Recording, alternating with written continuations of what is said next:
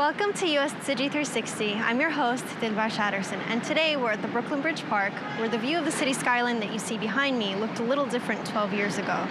The ripple effects of September 11th have spread far and wide, and some of those include the policing, the arrest, and the deportation of thousands of the city's Muslim young men. So here to help us understand some of the changes since then is attorney Lamis Deek. So welcome, Lamis.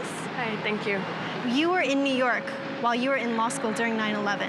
So to what extent does that influence some of your major cases? It was my second year of law school, and it was certainly not what I planned on doing with my legal career. But 9/11 happened, and it was a matter of need. I was watching people that I respected, people that I had known, people that I could sympathize with need people like me who understand the culture, understand the language, understand the political motivations behind a lot of what was happening, and also in the same sense, deconstruct that and present it to a jury or present it to a judge.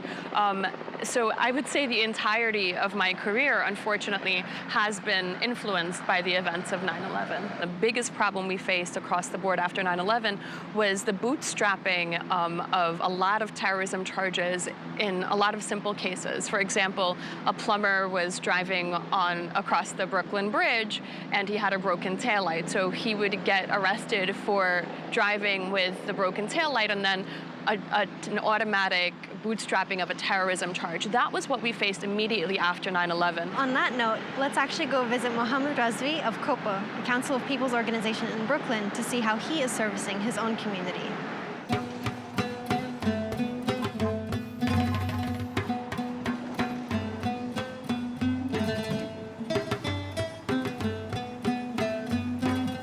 I grew up in this neighborhood. It's known as Little Pakistan in Brooklyn, New York. When I first came here with my dad about 30 years ago, my dad opened up the first grocery store. I came in September 77. Just like all immigrants, what do you do when you come to the United States? You work and you work and you work. I'm the first person over here to open up the business. With my dad, I was running 5 different businesses. I had a grocery store, I had a restaurant, I had a construction company, I had real estate investment, I had a 99-cent store. And that's all we were doing.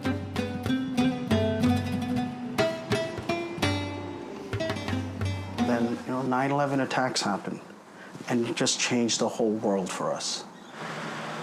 September 11, a lot of things happened.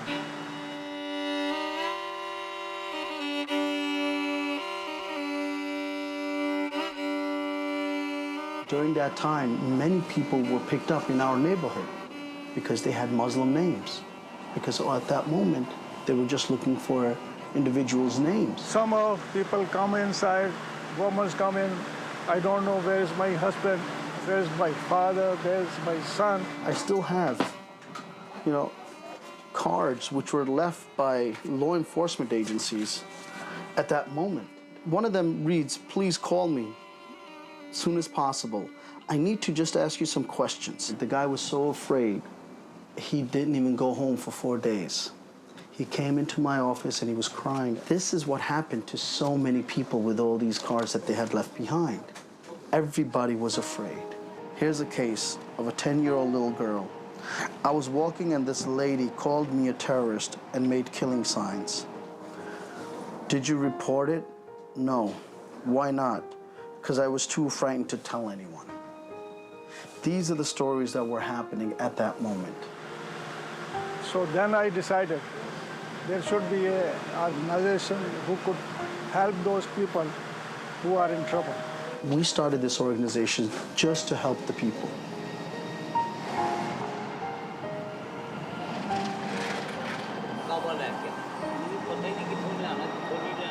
Prior to 9/11, individuals who were the dishwasher, the yellow cab drivers, or business person, any one of these individuals, they were doing so great. They were prospering in their community. After 9/11, everything just fell apart. Currently, what we're seeing is individuals are coming back, they're getting back on their feet, but it's a struggle still. did he stop working as a security guard? Security guard कब आपने रुका काम करना तकरीबन? And that's one of the reasons why we started the senior center. Because all these seniors that are coming to us, they don't have the resources to get food. Working in 2011, he was still working. You believe this? Wow. How did you survive it? Well, this is the thing. Since we opened up the center, we give them food, we give them, a lot of things here. No. Okay. Does he have any savings? No, not at all. Lot of food. Over the years, what was supposed to be a temporary organization turned out to be a permanent organization. This is a list of all the clients we have serviced so far since 9/11. And it is everything and anything that they need help with. Whether it's applying for benefits, whether it's for food, whether it's other issues that they have, everything. Our community members, we realized were not aware of the system. This is something that's enlisted in our mission, to work with our community and community leaders for them to understand the system in the United States.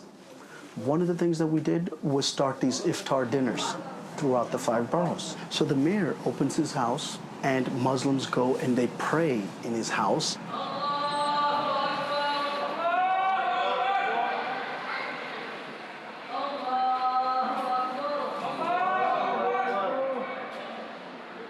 And after 9/11, that was not that easy to do. Getting the representatives and then moving forward. I mean, even just getting the communities together, it's not easy. Assalamu alaikum wa rahmah. I greet you and welcome you all to the 2013 annual Ramadan Iftar Banquet hosted by the Bronx Borough President, His Excellency, President Ruben Diaz Jr. Ramadan Mubarak, everyone. Once again, this is our 5th year here at Borough Hall. And I just want to thank all of you for coming out. This is the biggest crowd that we had here for the iftar since we started this at Borough Hall, and I'm so happy. Give yourself a short round of applause.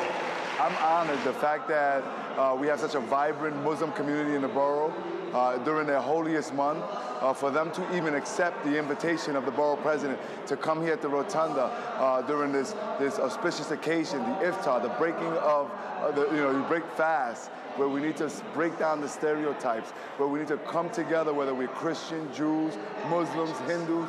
And here, as you can see, in the Bronx, we have a vibrant community that comes from all over the world. I think that there's still challenges that they face, just like so many other different communities in the city of New York and in the country. Obviously, there are still some negative stereotypes that are cast on all of them, which is wrong.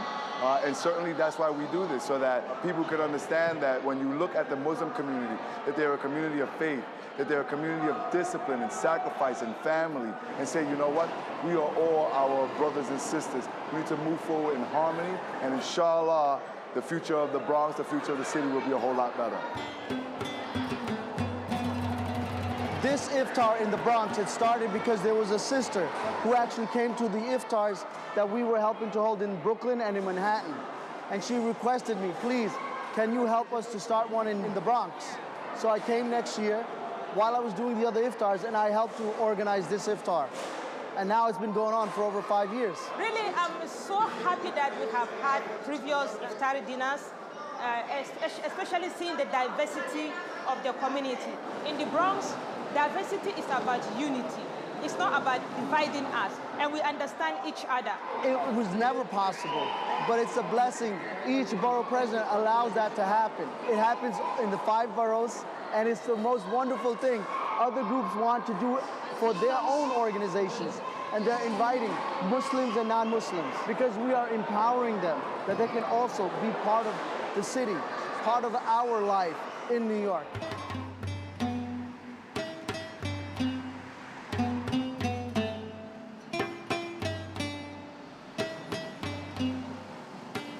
How are you doing? Mo Razvi is one of the role models for our community. And COPO basically is to educate the people, to train the people, to take fear from the people out. I myself, when did not come to US, I did not understand the US. I was thinking that US government is against each and every Muslim, which was wrong. When I came here, in primary stages, I did not want to take US passport. Living in this country as a Muslim is not tough, it's very easy. US society is well-mannered and well-educated society. They do believe that every Muslim is not criminal. So that is why now Muslims are trying to make sure that their second and third generation will not face those problems which they faced already. I believe in USA, we Muslims are proud to live here as US citizens, and this is the country of law. This is the country of tolerance. This is the country of patience. Islam says, our God says, our Prophet says, that you are a human and you are supposed to help human. That's the main thing. Anybody who's Muslim and he does not have that kind of kind heart, polite heart, kindness, etiquettes, respect, he's not a Muslim. I don't count him as a Muslim. No. When I was growing up, I remember till today, you know, my dad always used to help people. Whether it's a person who didn't get their paycheck, helping them to get food on credit, that's what he did. Many people who came from different parts of Pakistan to come here for a better life, they used to stay in my room as a roommate, you know. My dad used to always tell me, you know, oh, it's an uncle from Pakistan. I'm like, I don't know how many uncles I had. When a person was looking for a job, he used to write their name and a phone number. And then when a person had a job, he used to try to connect them. That actually resonated with me, you know, to help everyone and help the others. So this is the book. People still take in credit. And this is how he's been doing, helping everyone. I ultimately had to sell off all my businesses, give it to my family members, my brothers, and I said, you take care of it. I can't run the businesses and do this. This is all I do. When I see one of my clients who we've been working with, he receives what he needed, whether it's the furniture, whether it's the mattress, whether it's a client that we were working with immigration and he got released, or whether his wife was able to come, you know, that he had sponsored, or whether it's a person who just passed his American citizenship test. It is like such a good feeling. You know how many times I have to eat the sweets? That's why I'm getting a belly, because so many clients, they come in and they're like, oh my God, you know, here's some sweets, I passed my test. It gives you purpose. Yeah, I think I got my purpose.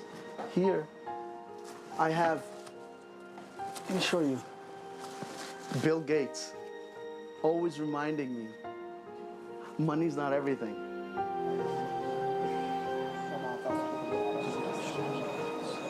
He made all the money and then he's like, you know what, I really want to help the people. And that's what he's doing. And I'm like, yes.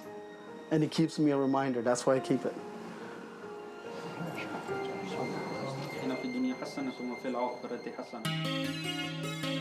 As Mo Razvi mentions that money isn't everything, his father reiterates some of those same lessons when he mentions his own dedication to helping the people in his community, even as an immigrant himself with his own issues.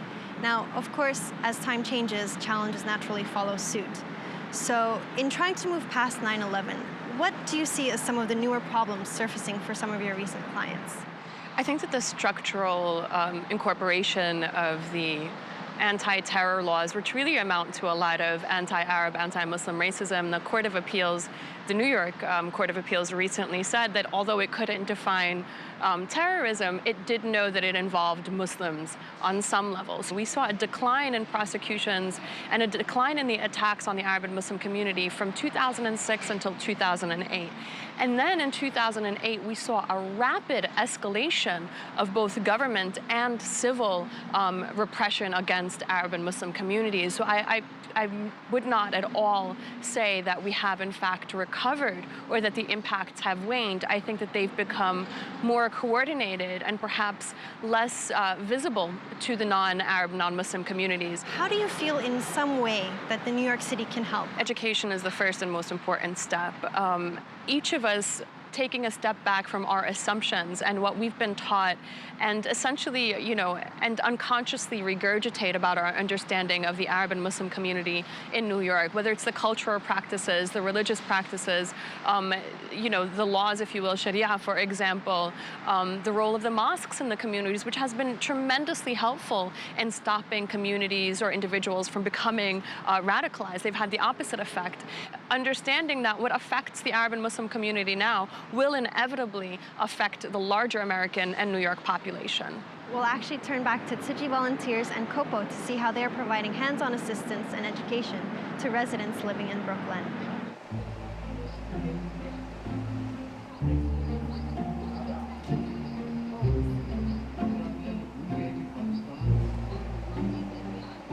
After Hurricane Sandy, when I came on Monday to open up the office, I had two of my seniors with a little bag and just sitting here in front of my office. I'm like, oh my God, what happened? They said, our house was flooded and we have no place to go. So what we started to do was hold FEMA clinics so our community members can register with FEMA and get the proper help.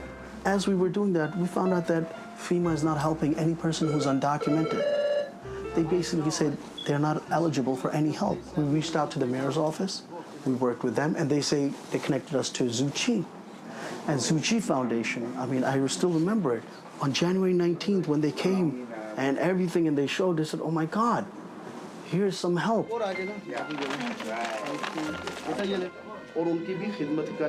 we were able to distribute $30,000 in one day to these people who did not receive any help for the past 3 or 4 months. And now we have a full-fledged, I had to hire 10 people. 10 people immediately to work with the caseloads.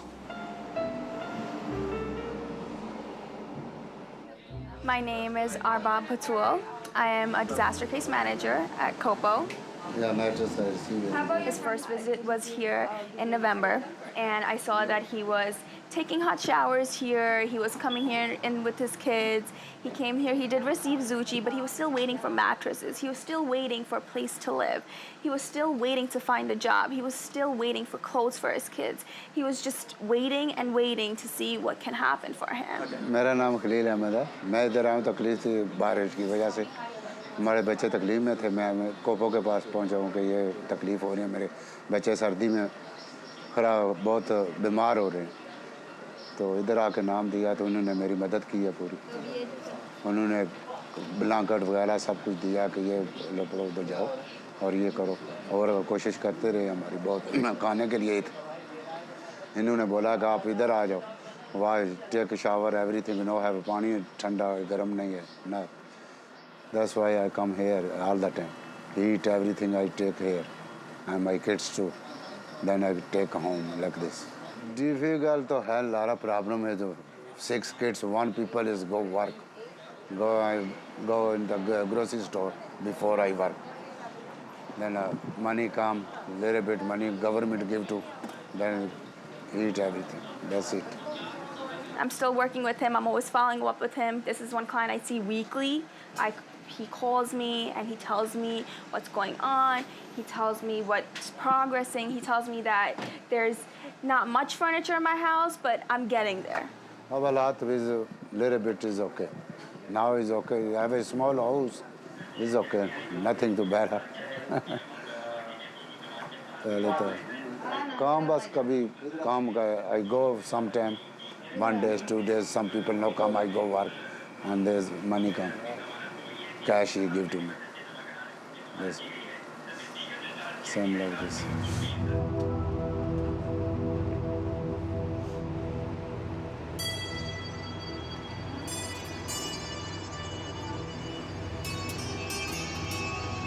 With all the clients that we have and the disaster case managers, daily basis, they are actually in conversations with the individuals and assessing what they need. Individuals who need that extra help, we are in touch with Tzu Chi. And Tzu Chi comes in and assesses that and then helps them more. My name is Amir Sajjad and I'm a doctor by profession, medical doctor. So I just came to States like 2 months back and I just wanted to do some volunteer work and do some community service. So that's why I joined COPO and luckily had the honor of going to the home visit with Tzu Chi right from the first day.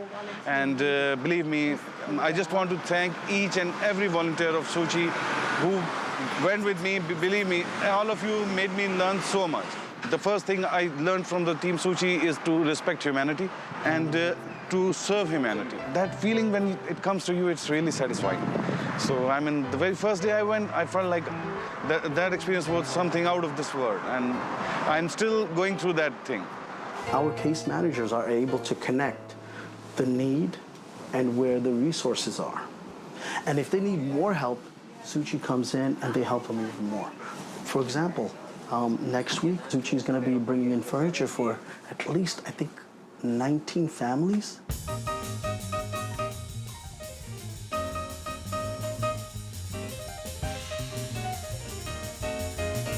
Today, after coordination with the help of COPO, we came to Brooklyn. This family, we just delivered a bunker with the other 2 twin beds. Before that, the whole family asleep on the ground. Yes, before we were sleeping on the floor. And because of Tzu Chi and COPO's help, now we will be able to sleep better on our new beds. Me, I come from Pakistan, and I always knew that Pakistani mix well with people from the Chinese culture, and that's exactly what I see here, this beautiful relationship. Without their translation assistant, we cannot achieve today's delivery because there's a language barrier between our client and our volunteer. I think through the cooperation each other, Tzu Chi and COPO, we can bring more support to benefit what the people affected by Sandy. We are all humans, and we want to help others. And that's the human in us. Whether it's the Tzu Chi Foundation, whether it's the Pakistani, whether it's the Muslim, whether it's the Buddhist, or whether it's the Indian, it's in overall, there's a spirituality which we want to do good. It doesn't matter if I'm a Muslim and fasting and you're a Buddhist and you're not fasting, or if he's a Hindu and he prays to statues. It doesn't matter. But doing the good for the community, for the humanity, is what binds us together. And it overcomes all the differences and shows the commonalities that we have. That's what's bringing together here. And that's what's been going on.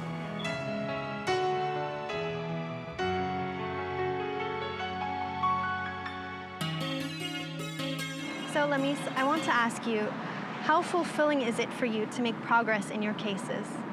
I think it's always been important for me to feel like I can be part of protecting people and making people's lives better. So I hope at the end of the day that somehow I have. So I guess it is enough to keep me going. Thank you for joining us, Lamis. And from the Brooklyn Bridge Park, thank you for joining us for this special episode commemorating 9/11. I'm Dilbar Shatterson, and I'll see you next time.